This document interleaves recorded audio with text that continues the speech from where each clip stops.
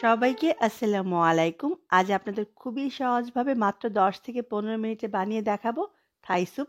আশা করি আমার আজকের রেসিপি আপনাদের ভালো লাগবে।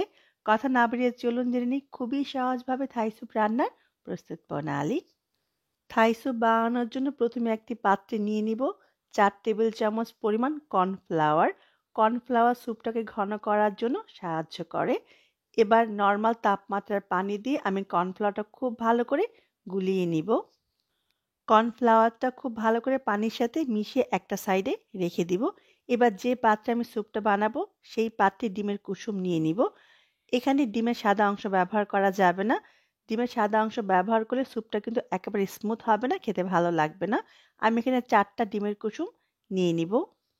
আবারও বলছি, থাই স্যুপ রান্নায় ডিমের সাদা অংশ কোনোভাবেই ব্যবহার করা যাবে না।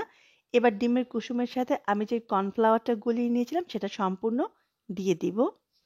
যারা নতুন রাঁধুনি তারা অনেকেই থাই স্যুপ পাতলা বা ঘন নিয়ে একটা সমস্যার মধ্যে পড়ে যায়। স্যুপটা রান্না করতে করতে আমি সেই সমস্যার সমাধানটাও জানিয়ে দিব।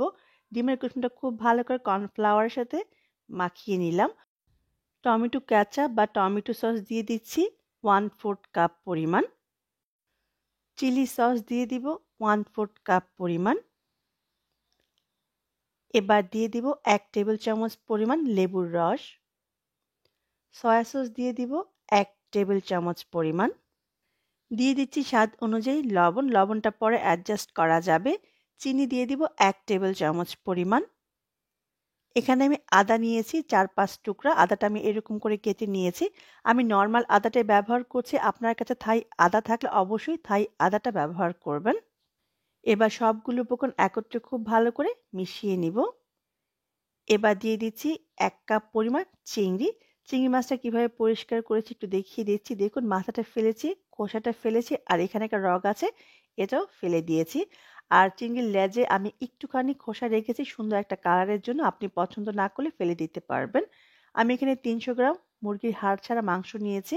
মাংসটা পাতলা পাতলা করে চিকন করে কেটে তারপর ব্যবহার করেছি।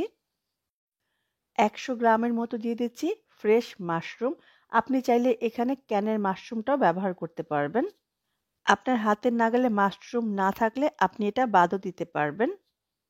এবার দিয়ে দিচ্ছি ১ থেকে ১.৫ লিটার পরিমাণ নরমাল তাপমাত্রার পানি।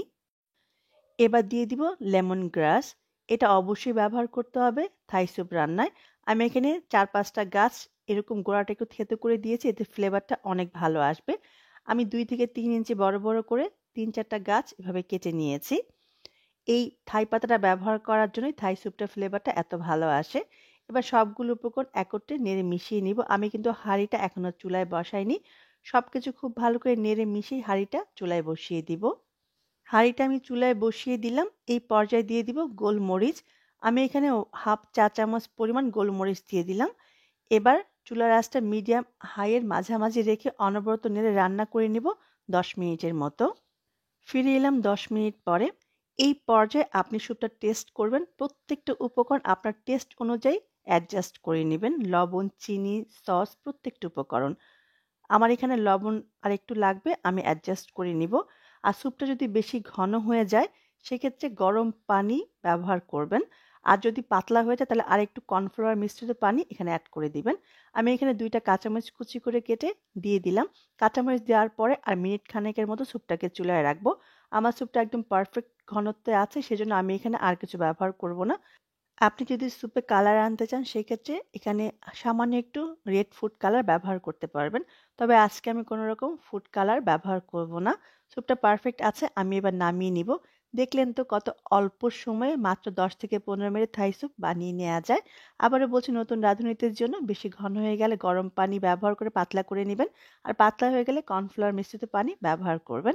এবার পরিবেশন করুন খুবই মজার থাই স্যুপ। অবশ্যই বাসায় রান্না করবেন আর আমার কমেন্ট বক্সে জানাবেন কেমন হলো। আজকের জন্য আল্লাহ হাফিজ।